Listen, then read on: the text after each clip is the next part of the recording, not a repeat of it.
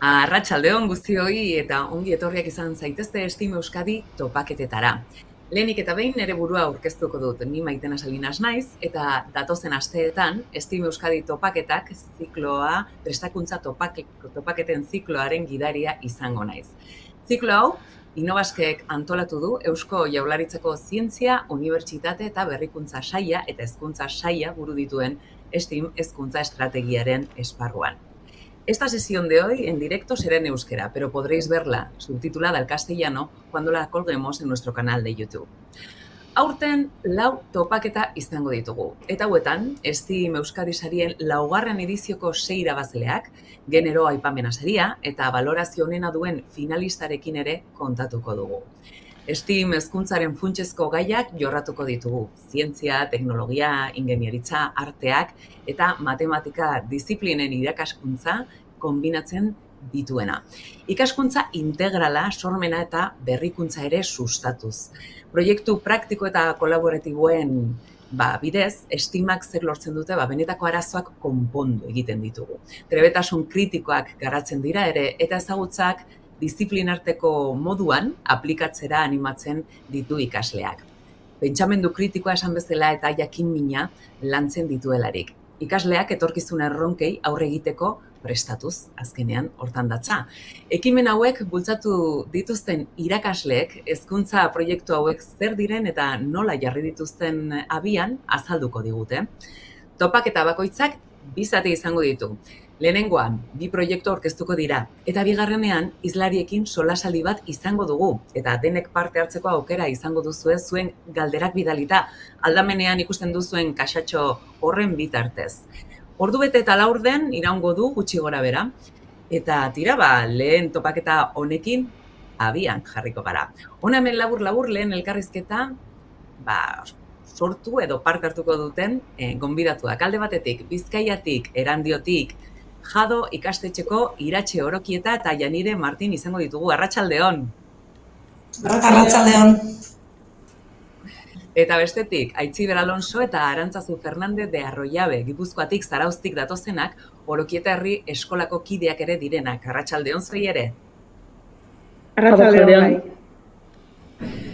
Gaurko topaketako parte hartzaileak Steam Euskadi sarien lehenengo kategoriako irabazleak dira. Hau da, haurrezkuntza, lehen hezkuntza, DBH eta batxilergoko ikastetxeek sustatzen dituzten Steam ekimenenak hain zuzen ere. Dira, besterik gabe, Iratxe Orokieta eta Janire Martini emango dietitza Feel, Think, Do proiektua aurkeztu diezaguten. Zuena da hitza. Eskerrik asko, Maitena. Gu Iratxe Orokieta eta Janire Martin naiz. Iratxe Orokieta da DBH-ko koordinatzailea zientzia eta teknologia irakasleaz aparte, eta ni naiz Steam koordinatzailea eta zientzia irakaslea izateaz aparte. Orduan, Feel, Think, Do proiektua bokazio zientifikoak sustatzen ditu eta horregatik oinarritzen da datuen bilketa eta analizian. Zientzian inplikatutako emakumeek sustatzen dituzte, prestatutako irteerak eta hitzaldiak emakumeak zuzentzen dituzterako, gero deskribapenean azalduko dizuet gehiago, eta holan ikusten dugu emakumeen aztarna argi geratzen dela eta oso potentia dela zientzia gaur egun. Eta hirugarren puntua komentatzeko izango da disiplina artekoa dela. Hau da, gai bat aukeratzen da, irakasgai guztian, kasu honetan, lantzen da, eta holan sartzen dugu garen irakasleok dakigu zehatz-mehatz zertan datza proiektua.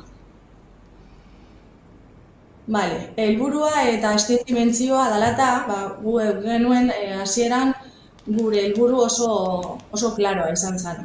Proiektu sentsorial bat egitea eta horretarako material birziklagarriak eta birziklatuak erabiltzea. Zuzenduta egon zen 3 eta 4 urteko umeei. Zergatik, uste genuen errazagoa zela emozioak izendatzeko, beak eta haien klasean egitea, eta holan hori, izenak jartzea emozioak barrazagoa izango litzatekeela. Eta DBH 3 mailako ikasleak egin zuten, kasu honetan dibertsifikazio klase bat daukagu, eta horregatik asko pentsatu genuen zelan antolatu danaz ikasleen artean oso desberdintasun handiak egon ziren. Orduan, gure proiektua hasi zen erronka batekin, erronka erreala izan zen, eta zen jostailu ekologiko, moldakorra, soziala, sortzailea, sensoriala eta kognitiboa sortu behar. Horretarako, hori izan baino lehen, 4 hari konduktore izan zituzten, eta hari konduktore horiek abiatuta, hasi ginen hipotesia prestatzen.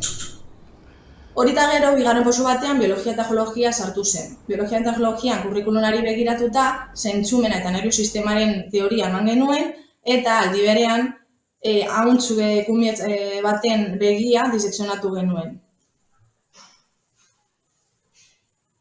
Segituan, gizarte zientzian, industria impactua, langileen eskubideak, pobrezia feminizatua eta haurren esplotazio eta genero berdintasuna landu zituzten. Hemen ikusten baduzu, hemen daukagu argazki bat emakume batekin. Martxoaren 8 izan zela eta aprobetxatuz, gure amatxu batzuk etorri ziren ikastetxera eta haien esperientzia laboralak eta sentimenduak azaldu zizkiguten. Eta bestalde, ikusten baduzue, dago beste hitzaldi bat, beste emakume bat izan zen, kasu honetan Aizea Martin psikologoa etorri zana, eta genero berdintasun hori azaltzeaz aparte, txikitsuen, 2-4 urteko burmuina nola garatuta dagoen eta nola sentitzen duten emozioak bazaldu zuen. Honekin batera, oso importantea zen hautazko hau, ongizate fisiko eta emozionala. Zergaitik, emozioak identifikatu behar zuten, faktore eragileak, hau da, non sortzen ziren, ongizate emozionala, pentsatu genuen haien adinetan oso importantea zela, hori izan duguna, emozioak identifikatzea, eta batzutan oso zaila da azaltzea zelan sentitzen ziren, eta sexuarekin lotutako emozioak bebai oso importanteak ziren. Beti entzun dugula ez, emakume garela sexo debil eta bako gauzak orduan, izan zen momentu bat, break bat egiteko eta esatea, zelan sentitzen zarezu bebai, naiz eta mutila izan da, gizona izan da, eta nola saltzen duzun, sentitzen duzuna. Horretarako, argazten ikusten duzuenez, prestatu zituzten test bat, quiz bat, eta joan ziren txikitsuen gelara, beak eta egiteko. Orduan, egon ziren momentu bat, lasai egoten ziren momentuetan, eta behatu zituzten nola jolasten bere jolasa zen. Adibidez, nahiago zuten jostailu kolorekoa izatea, edo musika izatea, edo taktuaren arabera izatea, eta horrekin batu zituzten datuak. Gero, gure proiektu aurrera eramateko. Horrekin eta gero, analizatu ziren datuak, eta bere proiektua, bere jostailua planifikatu zuten. Eta horretarako hezkuntza plastikoa eta ikuskizunezkoan jostailuaren diseinua hasi ziren egiten. Honekin elkartuta, teknologia eta digitalizazioan, diseinua 3Dera pasatu zuten, zergatik batzu gailu elektronikoak erabili zituztelako, adibidez daukagu Arduinoko plakak, eta beste batzuk laser bakitzailea. Orduan horretarako 3D eta 2D diseinua egin behar izan zuten. Claro, ongizate fisiko eta emozionala aukerazkoa izan da batzuk ez ziren sartzen. Orduan, nahi genituena zen guztiok sartzea. Horretarako frantsesan sentimenduen eta emozioen hiztegia landu zituzten. Aprobetxatu genuen Paris, la ciudad del amor, ideia horretatik abiatuta, eta hortik emozioak landu zituzten bebai. Eta amaitzeko, euskara eta ingelesa oso potenteak izan ziren kasu honetan, zergaitik. Jostailua egin eta gero, liburuzka informatiboa landu zituzten. Hau da, jostailua montatzeko argibideak, erabilerak, eta hori triptiko batean, azaldu zituzten bai ingelesen eta bai euskaraz, eta saltzea izan zen bai asuntoa. Hau egin eta gero ikusiko dituzue argazki batzuk eta bideotxo txiki bat, potenteena zen izan zanientak eta haientzak izan zen Olentzero eta Mari Domingi etorre zirela, haiek ziren Olentzero eta Mari Domingi, eta gabonetan opari horiek txikitsuei txikitsuak jaso zituzten. Orduan, haiek konturatu ziren, zenolako importantzia garrantza zeukan hori gauzak egitea naiz eta haiek egin eta gauza txikiak izan txikitsuentzat, zeuden superpozik. Hori izan zen gutxi gora bera gure proiektu osoa. Baina proiektua guretzako zela ikusten genuen, gu oso inpliketuta geunden, eta gure familiak ere inplikatu ziren. Ze amak etortzeko ez ziren DBH-ko amak, ikastetxe osoko amak izan ziren gonbidatuak eta familiekin partekatu genuen. Baina proiektu hau hain polita izan da eta gure bizipoza kanpora ere ateratzeko asmoz edatu behar genuen. Bai? Jendeak jakin behar zuen zer egin genuen eta ikusti dugu nola inpaktu itzela izan duen hemendik kanpo ere. Sari hau irabazteaz gain, beste batzuk eta plazaratu nahi genuen jende guztia ikusteko eta bai ideiak hartzeko eta gurekin batera egiteko. Gure webgunean jarri genuen, eskolaren YouTube kanalean, gainera guk daukagu kanal bat deitzen dela Jado TV, eta hor programa edo telesail desberdinak egiten ditugu non gure ikasleek kazetari moduan parte hartzen dute eta telesailak egiten dituzte kanpora plazaratzeko gure lana. Posterrak egin genituen, jostailu sentsorialak aurkezteko, eta baita Elurjar Zentza Azokan parte hartu genuen. Zapatu batean joan ginen goizean hori ikusten den moduan, eta eskumaldean ikusten den argazki horretan, hori poster handiak egin genituen, jendea ere gerturatzeko gure lana ikusteko. Eta metodologia nola egin genuen, deskribapenean nahiko argi ikusi da, baina zientzia prozesua eta prozesu teknologikoa oso barneratuta izan dute gure ikasleek eta jarraipen itzela izan dugu. Hasiera batean, eman zaie arazo bat. Arazoetan oinarritutako ikasketa eginda, hasierako metakognizio batekin, baina arazo hori ikasleek ikusten zuten arazo erreal bat zela. Eta hori guretzako oso garrantzitsua da. Metodo zientifikoa aplikatuz, hipotesiak planteatu genituen, gero hipotesi horiek jakiteko benetazkoak ziren ala ez. Eta hor hasi zen ikerketa zientifikoa. Dena kooperatiboa izan da. Oso garrantzitsua izan da elkarlana. Bai ikasleen artean, bai irakasleen artean, dena oso lotuta egoteko. Hizkuntz trataera bateratua oso barneratua izan dute. Dakizuenez, hizkuntzetan testu mota desberdinak lantzen dira kurtso guztietan zehar. Kasu honetan, instrukzio testuak landu zituzten, bai lengua castellana literaturan, bai euskera eta literaturan, eta bai eta ingelesean ere. Horrela, teoria ematen da alde batetik eta beste aldetik praktika. Eta praktika hori, praktikan jarri zuten ere, gure edo beraien jostailuetako instrukzioak pausuz pausu eginez. Gero etorri zen ebaluazioa, metakognizio probak, errubrikak, ebaluazioa ez genuen bakarrik guk egiten, haiek ere egiten zituzten edo egiten zuten ebaluazioa. Autoebaluazioa egiten zuten, haien bere lanari koebaluazioa haien artean, naiz eta haiek beraien lanak egin beti zeuden ebaluatzen edo begiratzen eta laguntzen bere lankideak. Eta heteroebaluazioak beti egiten ditugunak, guk egiten ditugunak. Ez genuen bakarrik egiten ebaluazio hori amaieran, baizik eta erdian ebaluazio nahiko zabala egin genuen, hainbat tresna desberdinak ematen genituen irakasleok haiek laguntzeko hau egiten, baina egunez egun ere ebaluazioak eta hobekuntzak egiten egon ginen. Oso nabaria izan zen genero berdintasuna, landu zen hasieratik, eta batzuk usten zuten genero desberdintasunik ez dagoela gaur egun edo asko gutxitu dela, naiz eta bidean egon oraindik daukagula asko egiteko. Eta ikusi zuten, ama horiek etortzerakoan, haizea psikologa etorri zenean, txikitsuak ikusterakoan nola jolasten zuten, hainbat esparru desberdinetan. Dokumentu eta zorro digitala egin zen, portfolioa egin zen, lan hau guztia ezin zen geratu idatzi barik, eta talde bakoitzak bazuen bere portfolioa, ikasle bakoitzak non jartzen zuen, pausuz pausu, metodo zientifikoko eta gure proiektuko pausuak, irakasgai desberdinetako edo jorratutako gauza guztiak leku bakar batean egoteko eta lotura hori ikusi ahal izateko. Gure amaierako metakognizioan ere, guk galdetzen genien haiei ia ikusten zuten irakasgaien arteko eta lan desberdinen arteko loturak. Guretzako hori oso garrantzitsua zelako ere bai.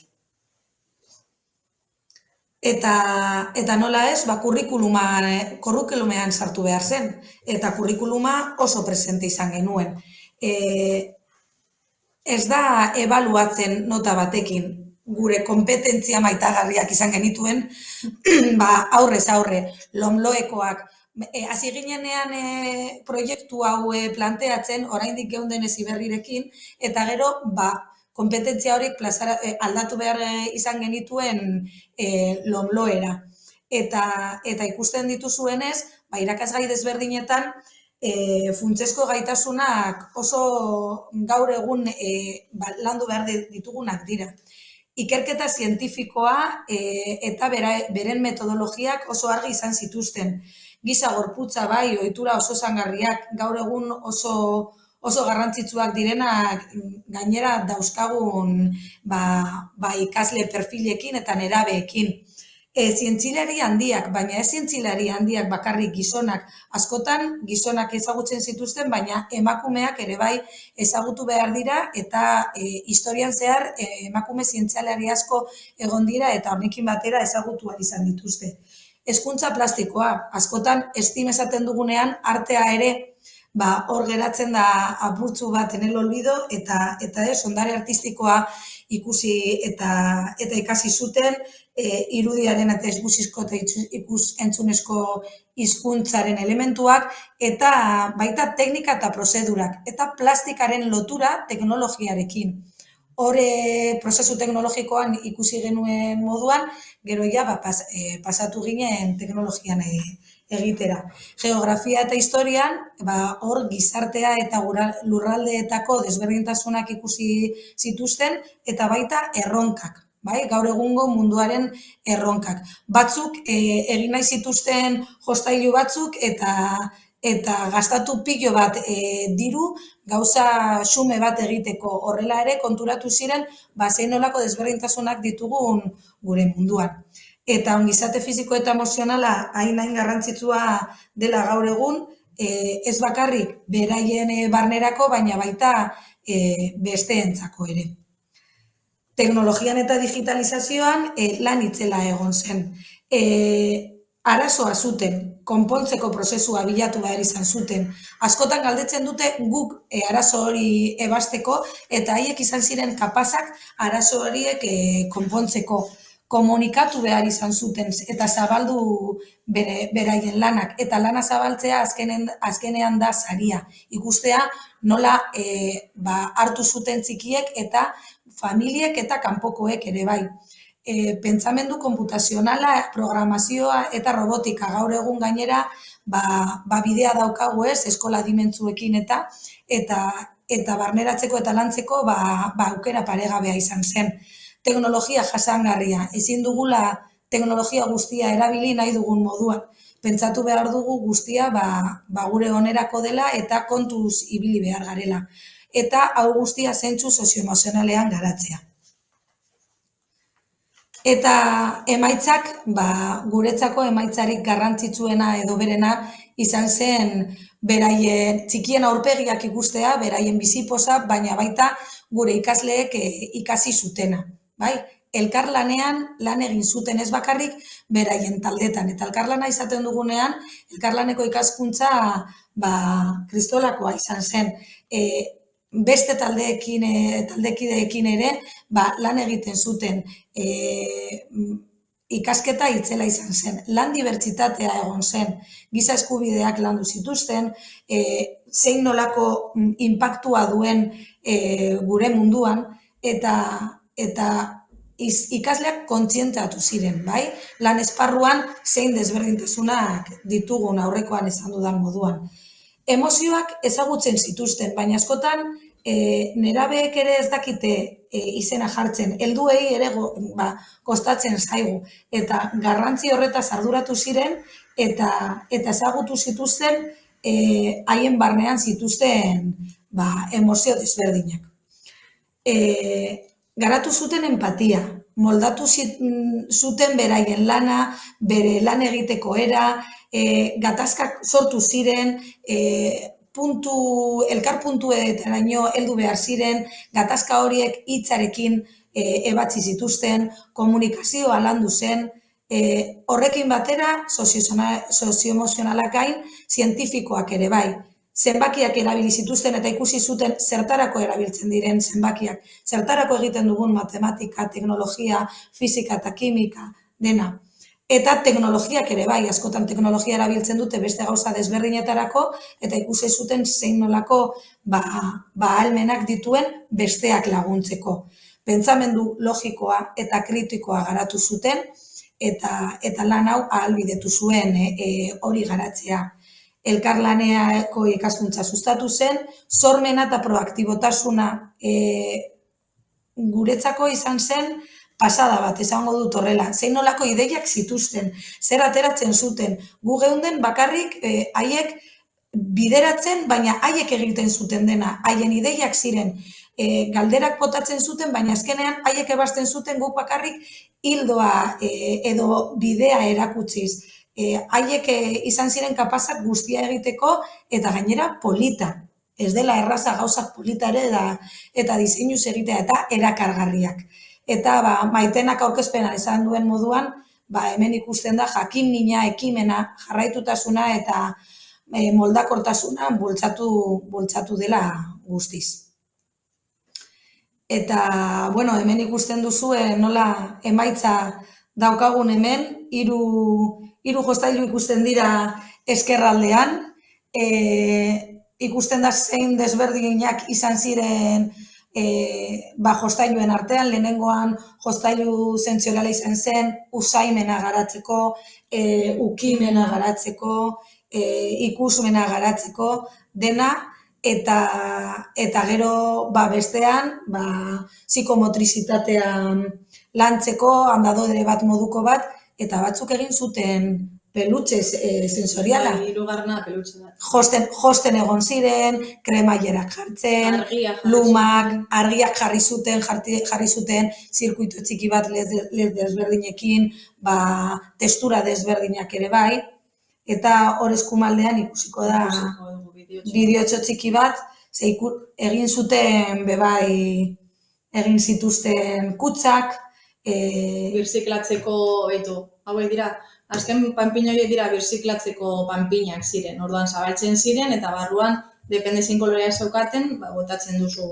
Hor ikusten dena ere bai, komuneko paperarekin egindako panpinak ere bai, emozioak ezagutzeko, ikusten den egurra ere bai, ikastetxetik geneukan egur zatiak hartu zituzten eta egur zati handiak ikusita, honekin zer egin dezakegu, eta horrela hasi ziren egiten, sortzen, hasiera batean beti bezala eta beti gertatzen den moduan, hasten dira La Casa por el Tejado, ikusten dute hori ez dela egiteko modurik, eta orduan ikusi zuten ere prozesu teknologikoa eta metodo zientifikoa zertarako balio dela. Eta hori izan da guztia, eskerrik asko entzuteagatik. Hori izan da guztia, unibertso bat kontatu diguzue oraintxe bertan. Haze esperientzia derra zorionak, bai zuei, zuen lantaldeari, bai ikasleei. Tira, pentsatzen nuen, ikaslek egin dutela, baina helduek ere beharko genukeela horrelako esperientzi batetik pasa, ezta? Azkenean, guk askotan ez egiten baititugu isuri psikologiko horiek izanik, ez? Izan da. Pentsatu alduzue nola emango diozuen jarraia aurrerantzean, jarraipena? Bai, adibidez aurten egon gara hitz egiten eleatzeko irakasleekin, eta esan digute, ez? Ega posiblea den matematika lantzeko beste jostailuak egitea, ze behar ditugu, manipulatzeko, eta horretan gaude. Bai, jarraituko dugu urtero proiektuaren, esango dugu, seriadorekin, baina aldatuko dugu amaierako produktua, depende zein diren beharrak, moldatuko ditu, joango gara moldatzen pizka bat. Igual datorren urtean ez dakit, posiblea da APS bat bihurtzea, APS bada, ez? Eta beste gauzatan bihurtzea, eta kaleko ez daki zer behar badu, erandioko ez daki nor behar badu zerbait, laguntzea ematea bai, edo bai. Baina momentu zaurten daukagu matematikako jostailua egiteko prez gaudeia. Beraz, hau hasiera besterik ez dela esan genezake, ezta? Bai, espero dugu. Ze ondo. Eta nola egin duzu irakasgai guzti horiek, uztartzeko, elkarrekin elkarlanean ondo aritzeko oso konplexua izan da? Implikazioa jarri behar dugu hor mahai gainean, ez? Proiektu honetan sinisten genuen guztiok. Komunikazioa gure artean oso egunerokoa izan zen, proiektuari buruz bazkaltzean ere hitz egiten genuen, oso zaila da irakasgai guztiak lotura izatea. Baina azkenean, ikastetxe honetan gauden irakasleak denbora luzaro daramagu ikastetxe honetan, oso dinamikoak gara, gure ikasleak dira gure azkenengo premia edo, eta ikustea haientzako hain esperientzia polita izango zela, eta gure ikastetxerako ere bai, pena merezi zuen, eta hori, nabarmendu behar da, irakasle guztien implikazioa, koordinazioa, bai STEAM koordinatzailearen partetik, tutoren partetik, guztiok egon ginen hor buru belarri lanean.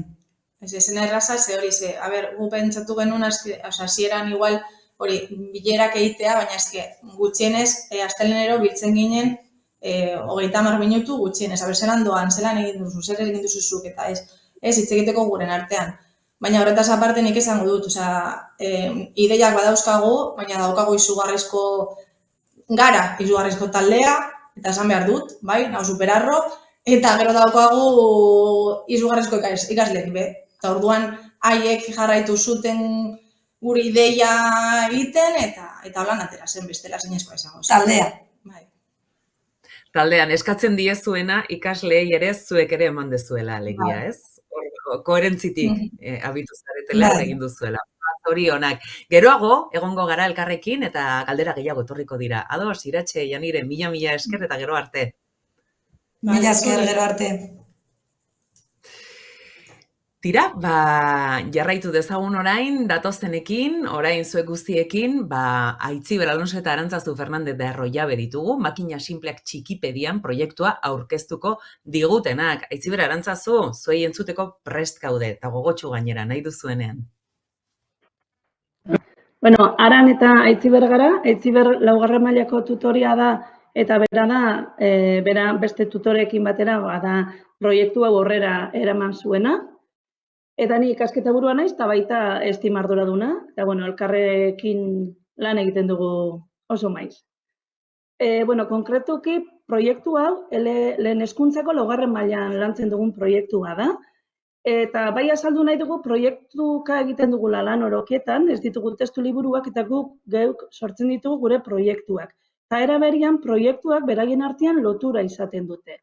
Kasu honetan, aurretik lanbideen proiektua landu genuen, eta lanketa horren amaieran hausnarketa edo inflexio puntu batera iritsi ziren gure ikasleak. Non konturatu ziren lanbideak eraldatzen doa zela, lanbide batzu desagertzen diela eta era berean berriak sortzen diela. Eta digitalizazioaren ondorioz, bai konturatu ziren lanbide batzuk, lanbide batzutan gizakia makinak ordezkatzen dauela, baina era berean makina horiek programatzeko lanbide berriak sortzen direla. Orduan, konturatu, beraien gandik irten zen eskaera, orduan, guk ere makinak programatzen ikasi behar dugu, makina programatzen ikasteko, makinak zer diren ere ikasi behar dugu. Orduan, proiektu globalizatu bat osatu zen, proiektu globalizatu honetan barne daude matematika, bai geometria eta pentsaera konputazionala, natura, gizarte eta kultura ingurunea, arte hezkuntza, hor daude bai arte plastikoa eta baita musika ere, eta teknologiarekin lotuta. Eta noski, hizkuntzak ere beti proiektu globalizatu honen barruan sartzen dira. Gero lan egiteko erabiliteko metodologia, ikaslab daukagu, orden ikaslab metodologia erabiltzen dugu. Gure ikaslabak 4 fase ditu, eta erronka bakoitzaren aurrian, lehenengo pentsatu egin behar dute, gero diseinatu, ondoren egin eta azkenean aurkeztu. Beraz, talde lanian egindako proiektua da, gela bakoitza 4-5 taldetan banatzen ginen, eta orduan lehenengo egin behar zuten, makina sinple horiek aztertu, identifikatu, pentsatu, ze ezaugarri desberdin dituzten. Ondoren diseinatu, azkenik sortu eta gero Txikipediatean aurkeztu. Bai saiatzen gari, gero aurrera azalduko dugu, ikasleek ahalik eta modu autonomoenean lan egiten. Eta irakaslea azkenean bide lagun da. Hemen argazki hauetan ikusi dezakezue gure ikaslab espazioa, proiektu aurrera eraman zan ordu gehienak hemen izan ziren, eta gelan ere asko egiten den. Eta espazio honek daukana da, teknologia zornituta dagoela, eta eraberian espazio malgua dela. Orduan bai altzariak, aldatu daitezke lekuz, kendu daitezke, eta honek aukera ematen digu ikasleak oso motibatuta egoten dira gela honetan, eta eraberian beraiek behar dabien espazio, beraien beharretana moldatzen da. Bueno, guen pixka bat, proiektuan deskribapenakin hasteko, ikasleek 5 makina simple ezagutuko dituzte, ikasleak 5 taldetan banatzen ditugu, eta talde bakoitzari makina simple baten ardura ematen diogu. Eta esaten diegu, aurkezpen bat prestatu behar dutela, ze beraiek izango dira makina simple horretan aditu.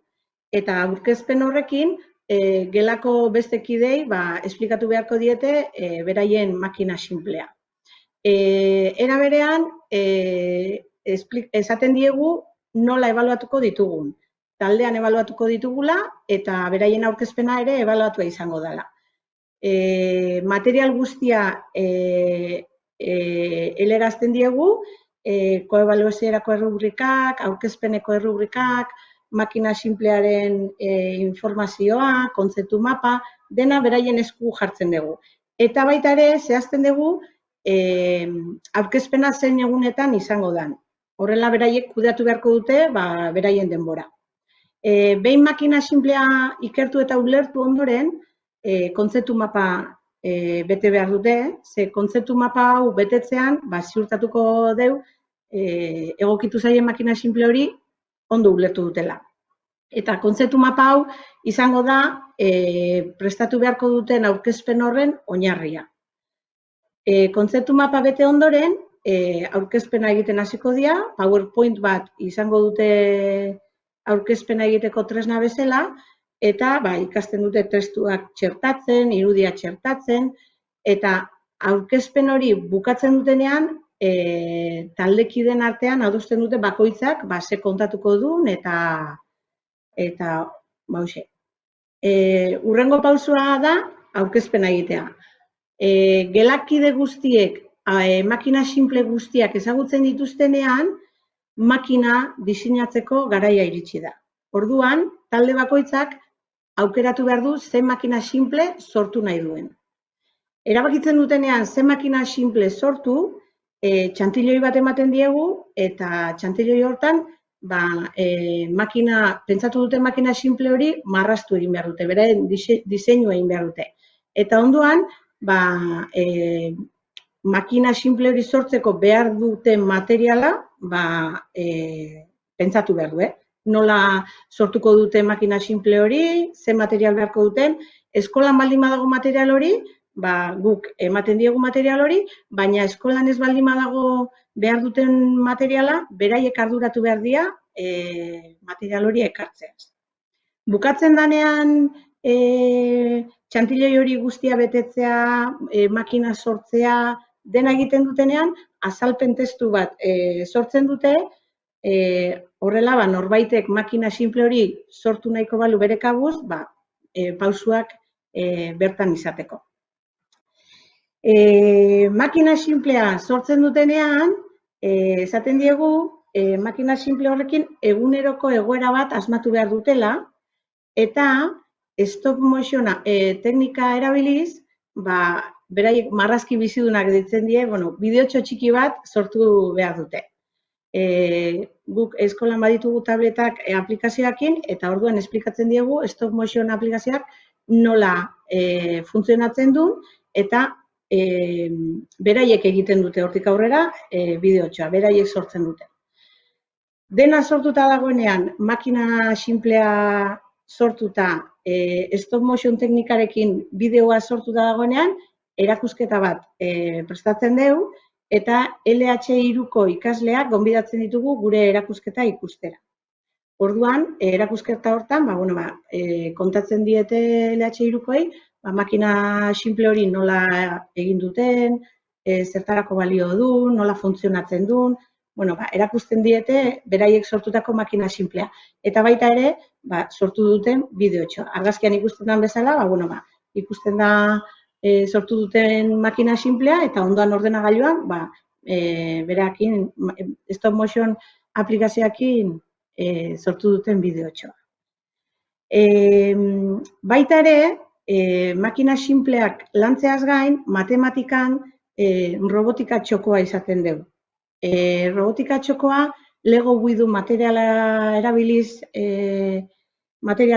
dute txoko horretan, eta Lego Widukin sortzen dute robot bat, eta gero robot horri guk aurretik prestatu ditugun agindu horiek programatu behar dizkiete. Eta, horrela ikusten dute, programazioa ere nola egin behar dute.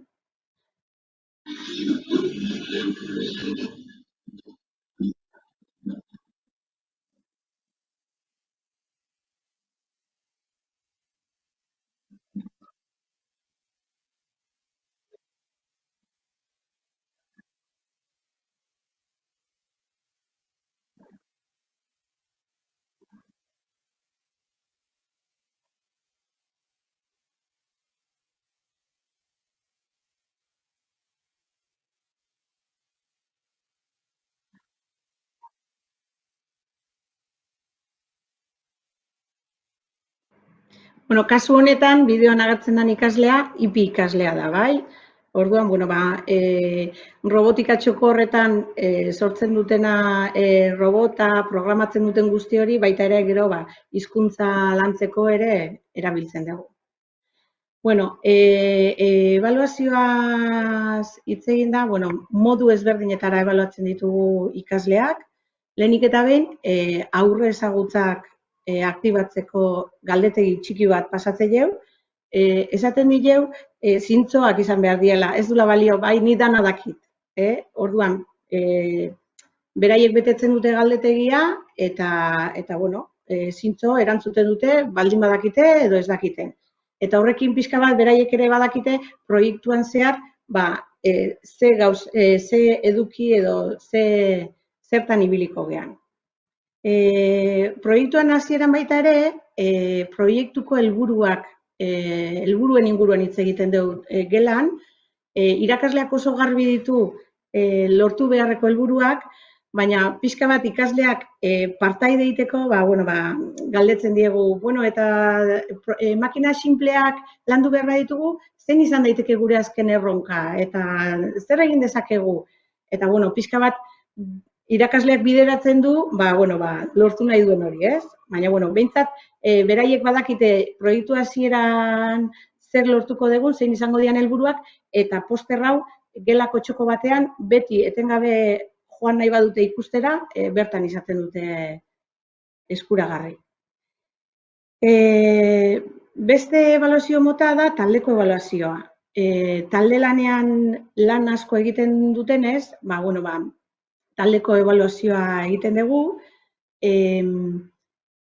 ikasle baten balorazioa beste taldekideek egiten dute, banatzen dira, eta taldekideek balorazio egiten duten bitartean, ikasle hori banatuta dago. Ez du entzuten, balorazio egiten nahi dian ikasle horiek zertaz ari dian. Bukatzen dutenean balorazioa, elkartzen dira, baloratu duten ikasle horrekin, eta kontatzen diote, beraien balorazioa zen izan dan, eta arrazoitu egin behar dute. Eta kasuren batean, hobetzeko zerbait egongo balitz, aholkuak ematen dizkiote, hurrengoan, ideia gehiago, ekarpen gehiago egin behar dituzu, edo bestei errespetu hitz behar diezu, dana dalakoa, bai? Laugarren ebaluazio desberdin egiten duguna da aurkezpenarena, bai? Beraiek aurkezpena egin aurretikan badakite zertan baloratuak izango dian. Aurkezpena egiten dutenean, entzuleek balorazio egiten dute, aurkezpen horren balorazio egiten dute. Beti komentario positibo bat izan behar du aurretik, eta ondoren, baldin badago, zerbait hobetu behar baldin badute. Adibidez, aurkezpena oso egokia izan da, edo interesgarria iruditu zaigu, baina agian ez da ondo entzun. Edo urduri zeon hitz egin behar zuna, eta etengabe lurrera begira egon da. Holako komentarioak egite dituzte. Bai? Gero baita ere egiten dugu, hasiera-hasieran bete duten galdetegia, aurrezagutzak aktibatzeko erabili dugun galdetegi berdina, proiektuaren bukaeran betetzen dute. Eta bi galdetegiak momentu ezberdinetan bete dituzten bi galdetegi horiek elkarren onduan jartzen dituzte, eta beraiek ikusten dute, hasieran etzekitena, bukaeran, normalean badakitela. Eta ikusten dute beraien aurrerapena zein izan den. Esaten dute, hasieran ez nekizkin gauzak, bukaeran badakizkit, ez? Eta orduan beraiek kontziente dira, eman duten aurrerapenaz. Eta bukatzeko, baita ere egiten dituguna dira, ezagutzak berrikusi egiten ditugu, ez? Jartzen dizkiegu eguneroko bizitzako egoera ezberdinak, kasu honetan, kamioi hortara kutxa pisutsu hori igotzeko, zein makina simple erabiliko zenuke, eta zergatik. Eta orduan, ikasi duten hori, pixka bat, zehatu egiten dute, erabili egiten dute. Eta gure eskolako batiak, eskola guztitakoak bezala beti irikita daude komunitatera, eta kasu honetan guraso bat etorri zitzaigun, ama bat da, ingenieria da igogailuen enpresa batean, eta semearekin batera prestatu zuen aurkezpen bat, hor ikusten da, nola polea sistemaren bitartez funtzionatzen duen igogailua. Hitzaldi oso interesgarria izan zen, gainera justo gaiekin guztiz lotuta, eta bera prest dago hurrengo baten be etortzeko, orduan, primera. Edukia finkatzeko egiten da normalien proiektu bakoitzien irteera bat egiten dugu. Eta kasu honetan, Elgoibarko makina erreminta museora izan zen bisita, lehenengo aldia zen bertara juten ginena, eta izugarri gustatu zitzaigun. Hor bertan makina simple pila bat daude, makina probatzeko aukera eduki dute, eta baita denboran zehar nola evoluzionatu duten makina horiek ikusi ahal izan da. Eta era berean hezkidetzea begirada lantzeko oso aproposa izan zen, historian zehar emakumearen rola industrian nola aldatu den ere ikusi ahal izan zelako. Baita, aurreko lehen aipatu dut lanbideen proiektuekin genbiltzala aurretik, eta hori hasi ginen Inspira STEAM proiektua eskolan aplikatzen, eta makinen gaiakin bukaera eman zitzaion, orduan hezkidetzaren begirada nahiko osatua gelditu zitzaigun. Eta lortutako emaitzetan, hemen daukagu adibide bat, torlojuarena, hor agertzen da lehenengo definizio bat, ondoren agertzen da nola funtzionatzen du, eta hori ez dugu guk bete, bai, Txikipedia lan kolaboratibo bat da, eta beste norbaitek hobetu egin du, guk sortutako horria, eta gero hor daukagu torlojuaren mapa kontzeptuala, eta baita bideo bat.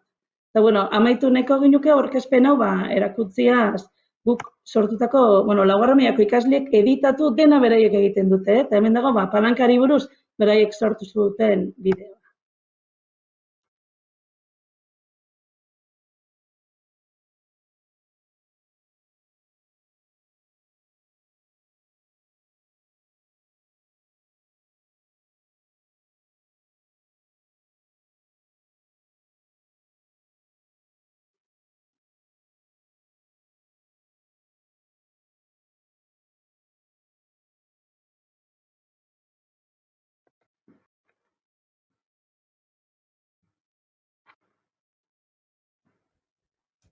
Aitziber, Arantzazu, zorionak zuei ere.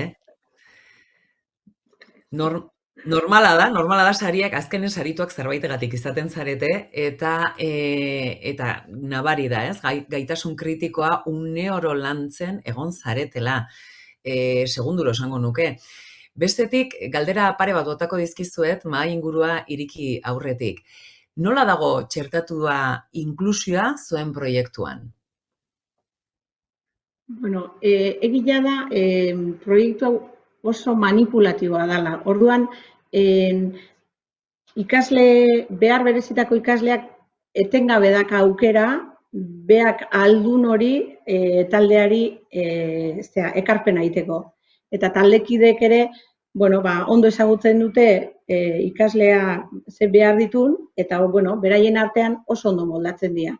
Eta egia esan, ikasleak oso motibatuta egoten dira. Ze beti dago zerbait egin dezaketena, eta norbeak ezin bau, taldekoak laguntzen dio, eta elkarren artean, gero emaitza ikusten dutenean, oso pozik jartzen dira, eta beraientzako oso motibagarria da. Gero gainera, esan duen bezala, erakusketa egiten dugu 3. mailan, eta orduan badakite 4. mailara pasatzen didanean hori egingo dutela.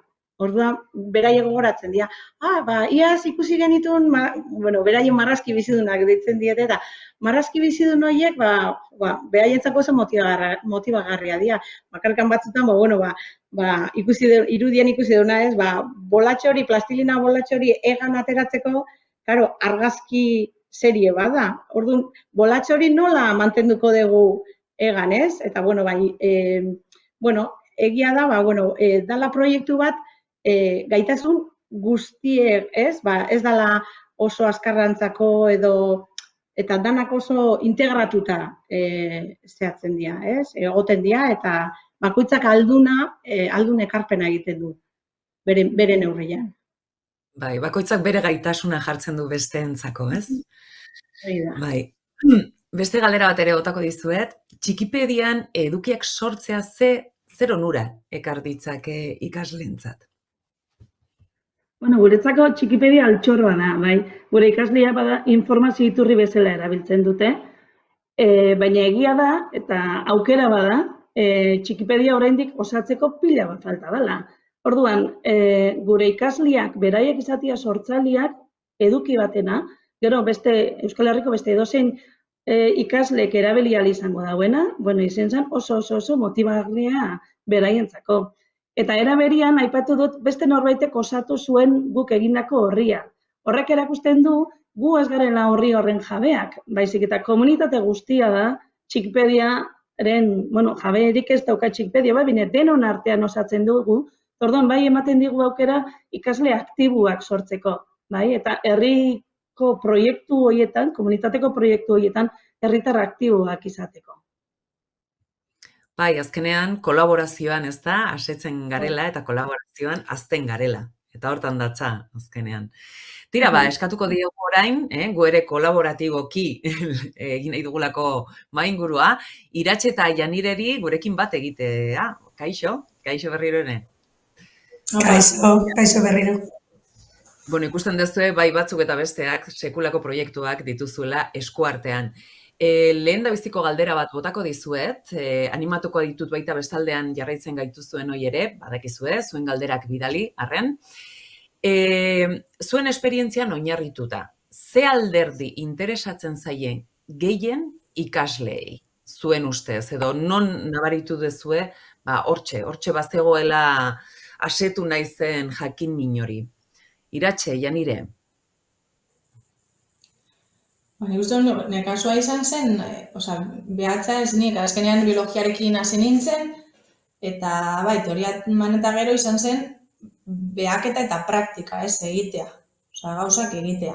Hori zen nahien asuntoa egitea, pentsatzea, baina batez ere hori ikutzea, azkenean hori zentzumenekin erlazionatuta dagoen guztia lantzen genuen bebai, baina haiek bebai.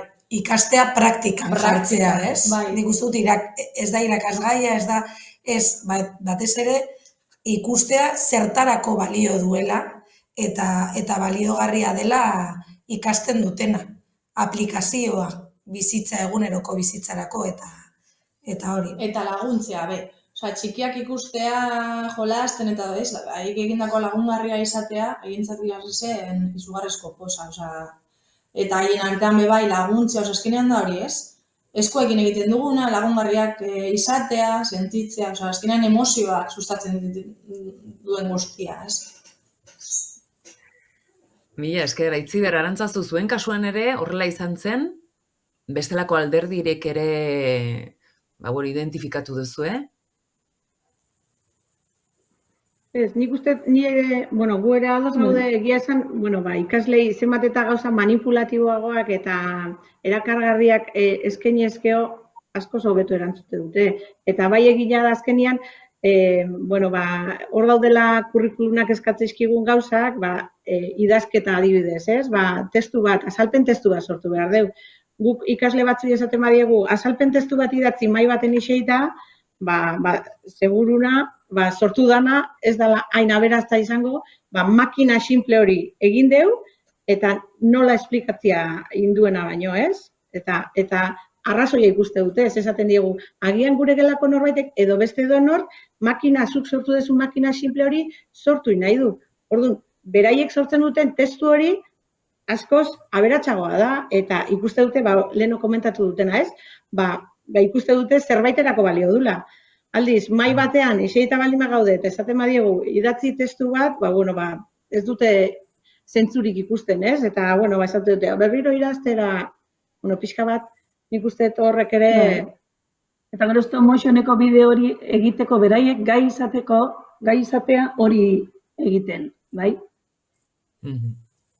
Motivazio ikaragarri dira horrek. Sorkuntza lan bada, artiakin lotuta, baina era berean digitala, baina oso manipulatiboa, eta...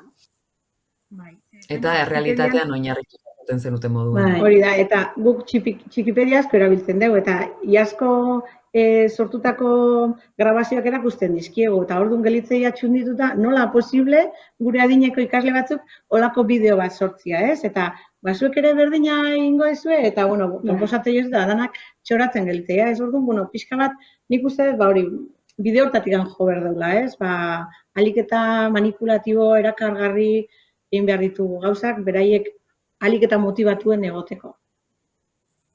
Gorputza ere hor dagoela presente, ez bakarrik abstrakziotik, baizik eta lurra eman bartzaiola ideiei, askotan esaten dieguna, eta gero ez, metodologiak ere hori aintzat izan behar dukela alegia. Galdera bat bota digute, Mari Carmenek Iratxe eta Janirerentzat nola landu behar da STEAM proiektua matematikako irakasleak gutxi etxita senti ez daitezen? Nik uste dute gure kasuan badaukago beste proiektu batzuk eta matematikak dira superimportanteak. Edoiz lehenengo mailan eskalak lantzen dituzte eta forma geometrikoak bebai, gero diseinatzeko, egiten dana, diseinu bat egiteko matematika aplikatzen duzu, azkenean, nik uste dut beti egon aldira eta gure kasuan gehienetan daude, superimportanteak. Depende zein mailatan, igual kostatzen zaigu, nire nahin pentsatzen laugarren mailan, igual, ez dakit, arrazionalizazioa sartzeko kostatuko zaigu, baina badago trigonometria hortikan edo, seguro dagoen gairen bat, erosoagoa dala proiektu batean sartzeko. Eta berriro ere ikusten dute aplikazioa. Kasu honetan matematikak aplikatzen dira teknologiarako, plastikarako, haiek gure kasuan erabili behar izan dituzte matematikak. Matematika irakasgai moduan ez egoen sartuta, baina sartuta egon alzen, baina erabili dute. Matematikak erabili dituzte ekuazioak, erabili dituzte eskalak, gauza asko egin dute, aurrekontua egin zuten teknologian ere, pilo bat gauza. Normalen adibidez biologian bebai sartzen dugu, orain ez, dira 3. mailakoak, baina lehenengo mailan mikroskopen erabilera eta hori antolatzeko pizka bat, neurriak mikrometro bat zer den, ez dakizer, hor bebai sartzen duzu unitate aldaketak eta... Kalkulu horriak ere, matematika dago beti. Baina nik uste dut ez dela hain, erraz ikusten da, baina pentsatu behar dugu erabiltzen dugula egunero. Egunero erabiltzen dela matematika. Gure egunero, bizitzan erabiltzen dugu. momentu ia guztietan. Gainera haiek esaten dute, haiek bai, hau matematikan eman duguna edo matematikan eman genuena hemen ikusten dugu zertarako balio duen, orain bai. Eta horrek beti ere motibagarriago egiten duela, ze Beti. ulermen hori ez, behin ere errealitatera eramaten dugulako. Eta guain, pasa gaitezen matematiketatik artera, leheno ere aipatu duzue. Kasu honetan Aitziber, Arantzazu, zuei botako izuen lehenbizi galdera, baina gero mesedez denak erantzun dezazue. Ze garrantzitsua den artea, teknologia, matematika, ingeniaritzarekin batera, hau da, zuek ere sorkuntza prozesu hori, zientziek badutelako sormenetik eta sormenak ere baduelako zientziatik, ez? Nola izan da uztartze prozesu hori? Ze onurak ekarri ditu baita arteari toki hori eman izana? Aitziber eta Arantzazu. Bueno, adin hauetan artea, asko lantzean alderdia da, ez? Baina nik uste bai dela garrantzitsua beraiek ere, kasu honetan makina sinpleak irudikatzen ditue eta pentsatzen dute, egingo dugu, ez daki, makina sinple hau. Baina gero egiten azteia, eta baina hau nola jarriko dugu, ez? Eta orduan asko pentsatu behar dituzte gauzak, eta benetan egin daitezkela ikusi behar dute, ze gauza bada imaginatzia eta beste gauza bada ea egin daiteken edo ez. Eta orduan, elkarren laguntzaz, azkenean iristen dira itera sortu nahi duten makina hori. Baina, nik uste dut hori dela, ez? Pixka bat, konstiente izatea, pentsatzen duten hori, ea egingarria den edo ez.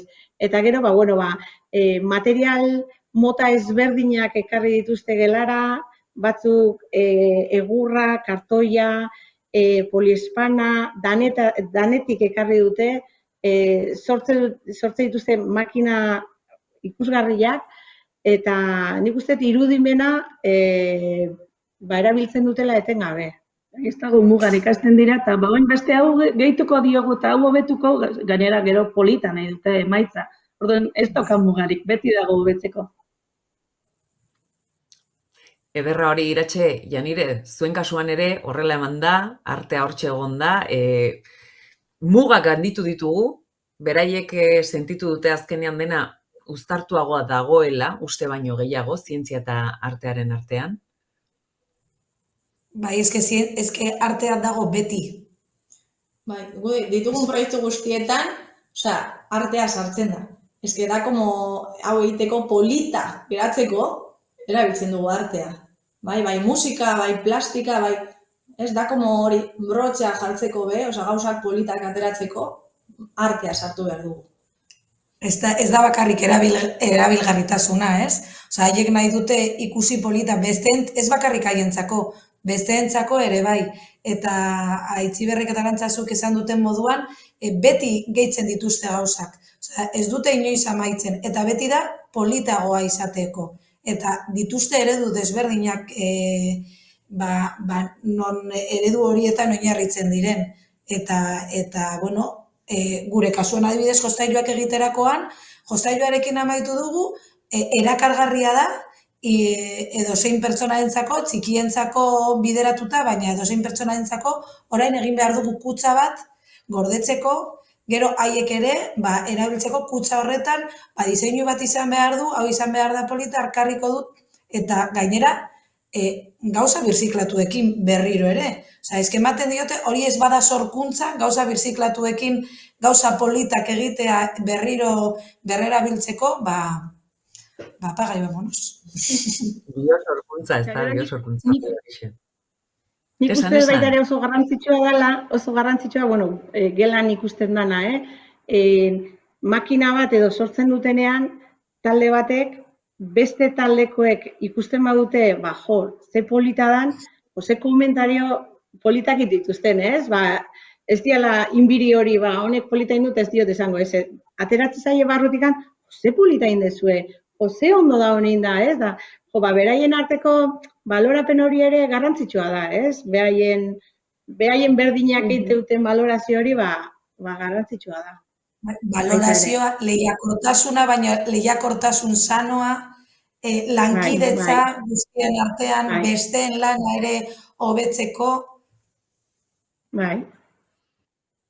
Zuek gaina Itziber arantzazu, ebaluaketa hori edo ebaluazio hori nola egiten duzuen, bueno, atal desberdina ditu, norbanakoak bere buruarekin, gero besteek taldekoekin, nola arrazoitzen den ere erdian jarri duzue, Bai, eta nola komunikatzen den eta aurkezten den ere.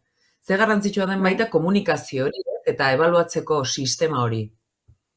bai, bai, eta guk uste dugu oso garrantzitsua dela baita ere, ikasleak oso jakitun izan behar diala guk ze eskatzen diegu. Ze ezin dugu zen aurkezpena egin, eta gero, eske ez dezu begiratu, edo ez dezu ozen hitz egin, baina baldaki ba ikasle horrek zer baloratuko deun. Orduan, guk edozein gauza baloratu, edozein lan baloratu aurretikan, ikasle izaten diegu. Beitu, baloratuko dugu lan hau bukatzen dezunean, edo aurkezpen honetan, hau eta hau. Edo talde lanan, ea ekarpenak egin dituzun, ea arduratu zen materialak hartzeaz. Eta orduan, beraiek badakite ze baloratukoan, orduan, saiatzen dira betetzen. Eta egia da, 5 taldetan banatzen dela gela, eta asko mugitzen dira, baina izugarrizko gide ona egotea, ze badakite baloratuak izango diala, ez dala dana festa bat eta ondo pasatzea hoi baita, baina, neurri barrun, oso ondo eramatea eta proiektua oso gustoko dute. Naiz eta hain baloratuak izan, ez? Ematen du etengabe baloratuak diela, ez? Baina beraiek ez du hain zorrotzak gehala edo, ez? Orduan, beraiek badoaz, bere lanak egiten, badakite ze baloratuko dugun, eta bide horretan ondo goaz. Eta gainera, haiek gu baino zorrotzagoak dira, eta konturatzen dira, ez garela hain maltzurrak edo, ez? Beti dira askoz autoexigenteagoak beraien lanarekin haiek gu baino. Eta gero, askoz gehiago kontutan hartzen dutela, bere berdinek baloratzen dutena, norbaitek esaten badu, ez dezu zerbait ondo egin, hurrengorako seguro ondo egingo dula. Ze badaki bestela, berriro berdina esango diotela. Orduan, hortan asko fijatzen dira. Ze gauza ona den hori azkenen espiritu kritikoa lantzea dela, akaso ez, guztiaren muina eta era oso naturalean egiten dutela. Iratxe, Janire, zuen kasuan, giza eskubideen inguruan ere hitz egin duzue genero desberdintasunen inguruan, guzti hori nola, ez,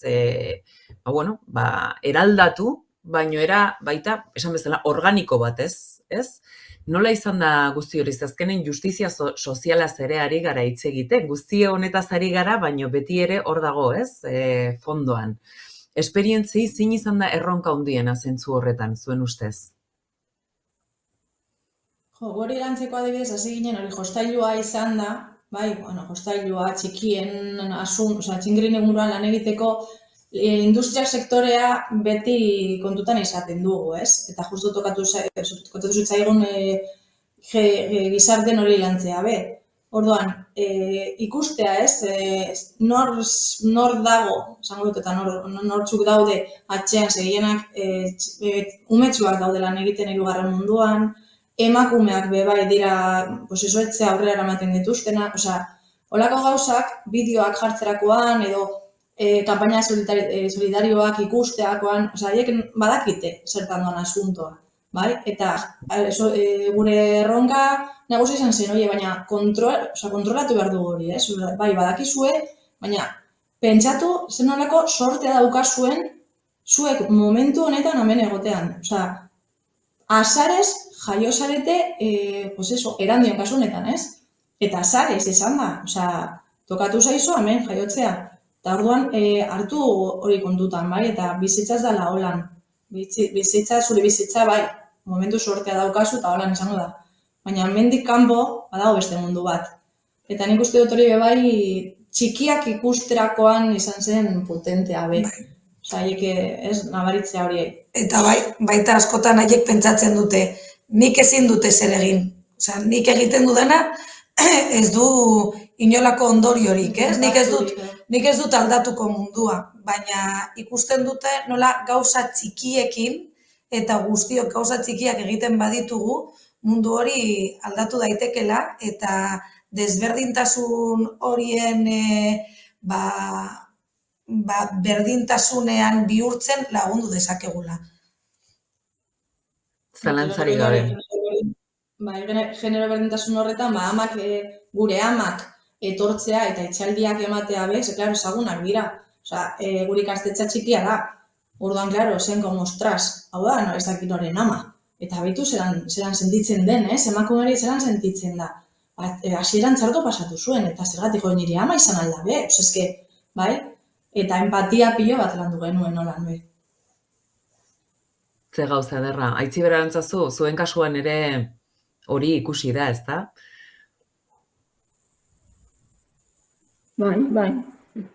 Bai. Bueno, pixka bat, bai, genero aldetikan, lanbideak landu genituen makina sinplen aurretik, eta hor ja zarrera potente bat egin da zeon. Eta gero, egin genuen irteera Elgoibarrera, hor, ikusi zuten, emakumezkoak hasieran egiten zituzten lanak ziela, apaingarria jartzia, ez? Eta pixka bat, azpiko lan xume hauek, ez? Eta ez zutela olako garrantzia, fabriketan eta horrela. Eta orduan, egia da, beraiek ez dute ulertzen, ze beraientzako neska mutil danak berdin, ez? Eta orduan, ez zuten ulertzen nola zan posible, emakumeak iskina batean apaingarriak egiten, eta gizonezkoak, danak tailerrean, ez? Lanean, ez? Eta, bai, beraiek, gure, hori, Aranek lehen esplikatu duen bezala, nola gaiak lotuta, proiektuan lotura duten, lanketa hori ere ja eginda zetorren lanbideen proiektuan. Eta hontan, ja ikusi zuten, benetan fabrika batan, garai batian, emakumeek zelan egiten zuten, eta pixkanaka, nola aldatzen jundan, ez? Nola garapen hori eman dan. Horregatik izan nahi garrantzitsua, etorri izan ama hori, ingenieria, ez? Gaur egun igogailuen enpresa baten lan egiten dauena, gaur beraien errealitatea hori ere badalako. Hori da. Azkeneko galdera botako dizkizuet. Iratxe eta Janirenentzako galdera.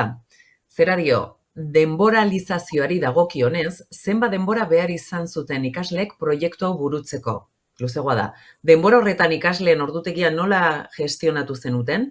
Hau da, klaseak moztu eta ikasleak 100% proiektua egiten ari dira, edota klaseen ordutegia mantendu eta ordu bakoitzean gai horri dagokion lanketa egin. Baitu, orain dela, nik uste dut 3 urte, ez? 3-4 urte, egiten genuen, proiektua hasten zenean ordutegi aldatzen genuen.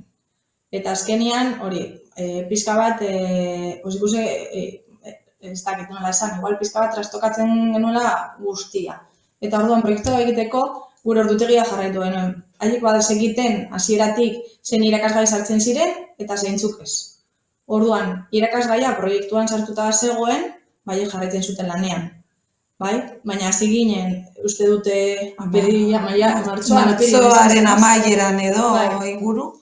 Eta jostailua, teknologian izan zen azkenengo produkzio hori, eta gero euskara eta ingelesa, maiatzaren amaieran ekainan izan zen. Baina irakasgaiak sartzen ziren, bere zatia eman, eta jarraitzen zuten beste gauza bat egiten, kurrikulunarekin. Teknologia azkena izan zen sartzekotan, azkena izaten da normalean, baina denbora gehiago behar du. Kasu honetan, jostailu bat egiteko, izugarrizko pisua eukizuen gure kasuan teknologia. Baina azkenean kurrikulumean dago murgilduta. Orduan, gu kurrikuluma ez dugu aldatu. Egin genuena izan zen, gai bakoitza edo eman behar genuen gauza bakoitza, lekuz aldatu edo denboraren aldetik beste momentu batean jarri, ez? Orduan, hasi ziren geografian eta historian industrializazioarekin, bitartean, geunden adibidez teknologian 3D diseinua lantzen praktika desberdinekin ikasleak trebatzeko. Haiek bazekiten hori balioko zuela gero proiekturako. Ze konturatu ginen aurreko proiektuetan, ordutegia mostearena, behintzat gure kasuan ez zela ideia ona. Egoten ziren astebete eta piku bi aste azterketak edo ebaluazioa amaitu ondoren hor buru belarri lanean, lan egiten zuten pilo bat, nekatzen ziren, pasada bat, eta azkenean, batean ez bazuten amaitu, ezin ziren hurrengoan egin, honekin modu natural batean egin dugu edo garraiatu dugu proiektua. Klaseak ez dira moztu.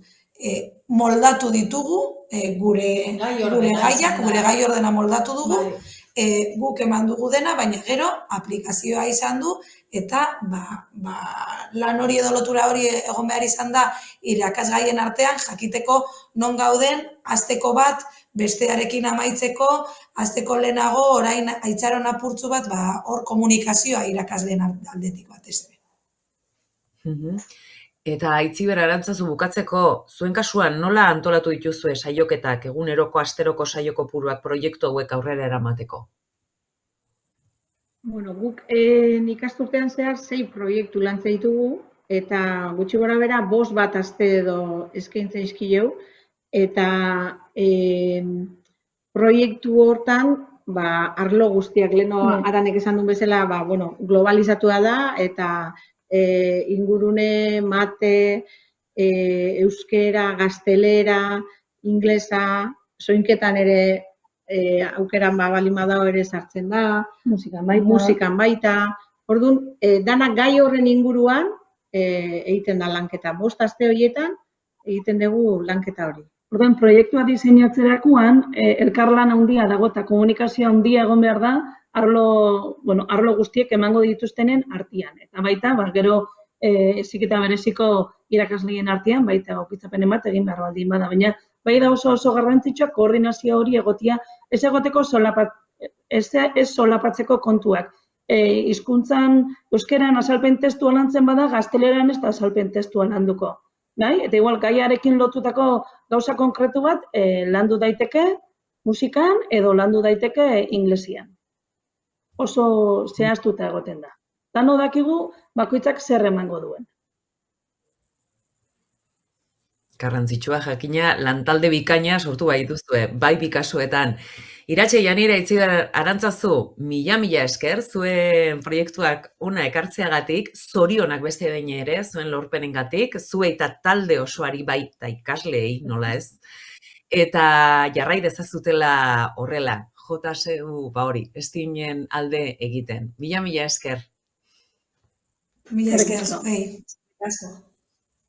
Laster arte. Bueno, eta gure eskerrik beroenak ere ikastetxeei eta Estigme Euskadi Sarien edizio honetan parte hartu duzuen ikastetxe eta erakunde guztiei ere. Badakigu eta proiektu itzelak aurkeztu dituzuela eta eskerrik asko horregatik. Eta hasieran, esan bezala, gaur hasi dugu topaketen lehenengo gure alea, topaketa ziklo hau, eta Eusko Jaurlaritzako Hezkuntza Sailak 2018an abian jarritako STEAM hezkuntza estrategiaren barruan dagoela badakizue, beraz topaketa honetan ezin da falta gaur egun duen irismenari buruzko hausnarketa, ezta? Horretarako Aitor Uriondo dugu, Hezkuntza Saileko ikaskuntza eta hezkuntza berrikuntza zuzendaria. Aitor, zurea da hitza. Arratsaldeon Maitena eta eskerrik asko. Eskerrik asko eta batez ere, gaurko egunean niri itxiera matia tokatzen zait, baino benetan tokatzena da, azkenean olako ekimen eta olako irakasle eta profesional hauen lana goraipatzea eta erdigunean jartzea, ez? Benetan zoragarria entzundako dana, eta azken finean hezkuntza sailetik ere bultzatzen edo behintzat bere garaian martxan jarritako ibilbide hortan, praktika hon hauek eta benetan ikastetxe askotan gertatzen ari den hau erakutsi, goraipatu eta besteentzat ere eredugarri izan dadila hau dugu batez ere helburu nagusia, ez? Bertan ikusi dugu, lau irakasle hauen begiradan esandako guzti horietan, bai lana, bai inspirazioa, eta batez ere bokazioa ikusi dugun hortatik, azken finean gure ikasleak dien eta etorkizuneko hiritar hoiek izango dien hoientzat, ba ezinbesteko erreferenteak dira eta hau da azken finean STEM Euskadi topaketen helburu nagusitako bat, ez? Erdigunean jartzea gaur egun kurrikulunean ere bai modu zuzenean, baita ere zeharkako modu hortan eta bide hortan, azken finean guztiontzat eredu, guztiontzat erabilgarriak izan daitezkeen esperientzia, praktikak eta hau da azken finean hezkuntza sistemari begira egin beharreko ekarpena, eman beharrekoa, eta nire aldetik eskerrak eman, STEM topaketa hauetan, antolakuntzan eta badakigu zer suposatzen duen eguneroko horrek eta urtetik urtera gainea helburuak oraindik ere zailagoak eta exigenteagoak izaten dien hortatik, azken finean eskerrak eman denoi, zorionak ikastetxe hauei, irabazle izan dien ikastetxe hauei, baina batez ere zorionak bertan parte hartu dezuen denoi, azken finean gela barrutan gertatzen denaren islada delako, eta hau da benetan, helburu nagusia eta gela barrutik kanporuntz eta kanpoti barruruntz eman behar den elkar lan hori, denontzat onuragarria izango den bide hortan. Beraz, eskerrik asko denoi, zorionak, eta jarrai dezagun denon artean bide hau egiten. Mila esker Aitor, bai zuritzengatik eta baita hezkuntza sailak STEAM estrategia martxan jarri eta bultzatzeagatik ere. Mila esker eta laster arte. Zuei maitena eta denoi. Eta horrela lehen topaketa honen amaierara iritsi gara. Eskerrak eman nahi dizkizu egon nola ez ba, gaur bestaldean hor egon zaretelako, parte hartzagatik, nola ez ba, eta urriaren 9an, asteazkenean, berriro egingo dugu topo. Oraingo honetan, interes handikoak izango diren, 2 ikastetxeekin. Alde batetik, zergatik gertatzen dira istripuak? Santa Maria de la Providencia aldatze ikastetxeak aurkeztuko diguna, eta Insects Essence of Life Urdaneta ikastetxearen eskutik. Besterik gabe, datorren astean ikusiko dugu elkar. Mila esker.